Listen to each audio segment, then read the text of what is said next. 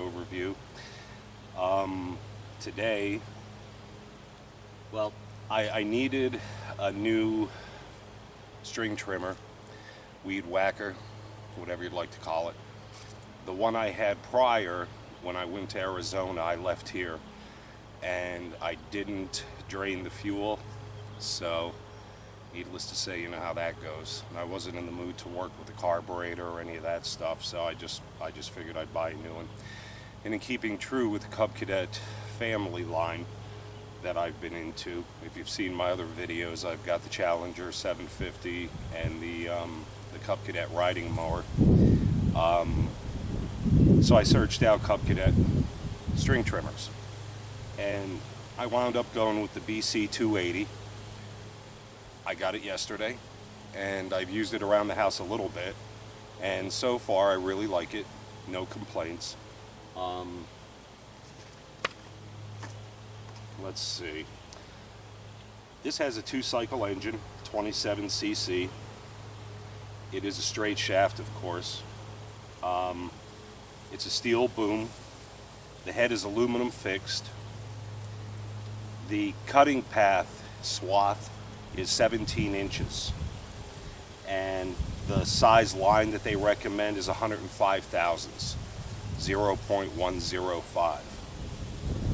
And it has a 3-year limited warranty. I didn't really read the warranty to see what that all covers, but this in my area was only $179, and the one that I bought that this replaced was almost $300. So I thought that for that price you really can't go too wrong. And it's windy today, of course, because the universe knew I wanted to make a video. So, out of the box, and this is the box, by the way, it comes with, let me see, 5 strings plus the one that's on it. There was one on it when I unboxed it, so you get 6 strings. And going around my house and my garden area yesterday, I used 1 string, but I did buy 200 feet of a replacement string on a spool, so I shouldn't have to worry about the string for some time.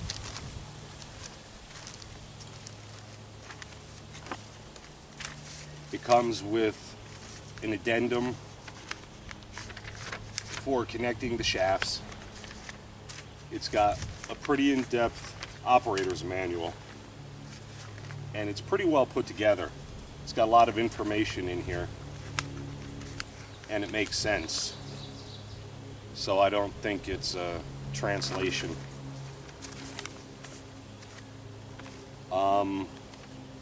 This thing has zip ties on it when you first buy it in weird locations that you have to cut off. There was like 3 of them on the shaft that didn't really seem to do anything. So I don't know if that's a packaging thing or what, but they tell you how to get rid of the zip ties. And you can save them because they're release zip ties, so if you use them for a different project or whatever. And it gives you another addendum that replaces some information in the owner's manual. It also came with this little sippy style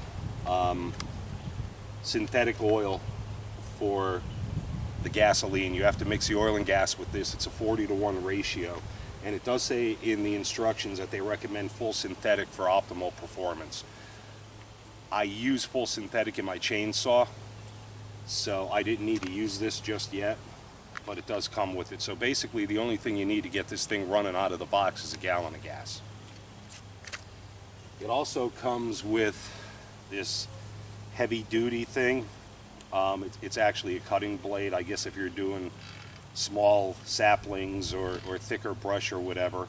I really didn't need this for what I was doing, so I haven't tried it, and I honestly can't say how well it'll work.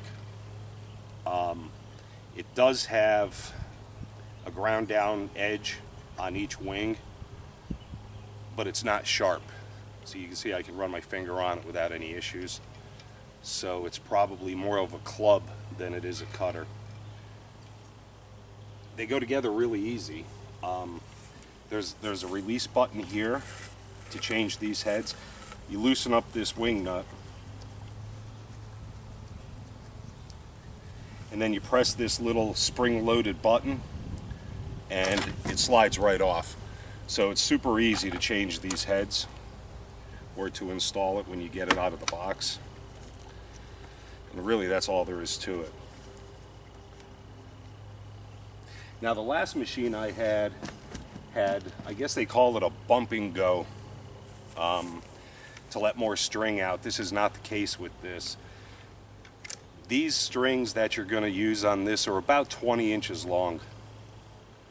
So, hopefully you can see this. They're kind of hooped in here. And I'll bet you can't, so let me just take this off real quick. So I don't have to fight it. It's not that it's heavy, it's just awkward and imbalanced as they all are. So to change that, and I wouldn't get this stuck in the dirt or anything else, this is a greased cable. It's the same style as the old automobiles with the speedometers, the speedometer cable. It's a flexible steel cable, it's square.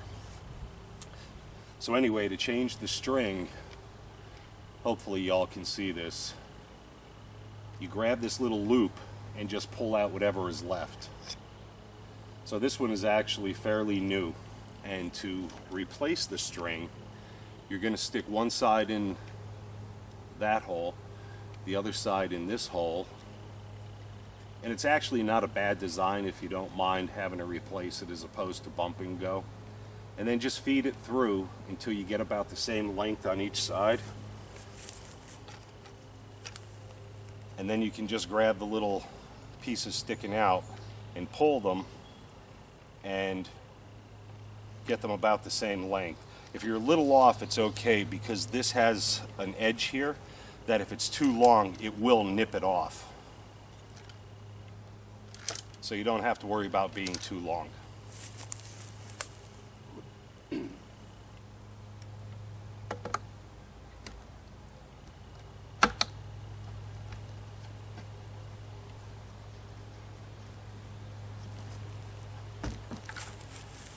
This machine also came with a shoulder strap with a clasp on the end, not a clasp, but a hook, and a place to hook it, which I guess would be beneficial if you're going to be doing a lot of trimming. I didn't have to use this because I didn't have to do a lot of trimming.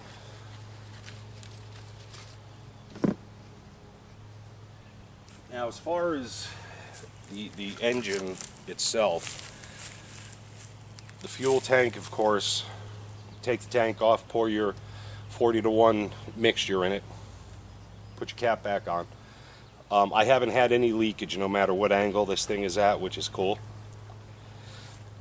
They tell you in the user's manual to pump the bulb here 10 times, to set the choke to number 1 here.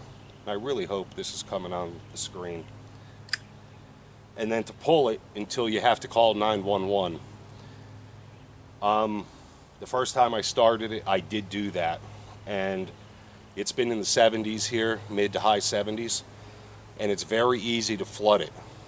So as far as putting it on the number 1 choke position to start it, I don't need to do that, not in this temperatures anyway.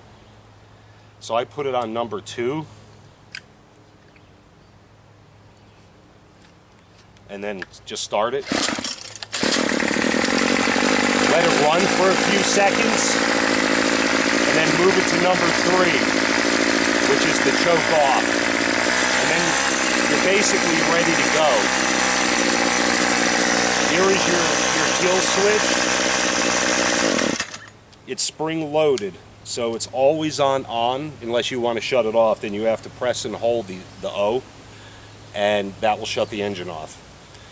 It has a throttle safety feature where you have to be pressing down on this to activate the throttle, otherwise the throttle locks. So if you push down on the safety lock, you can activate the throttle.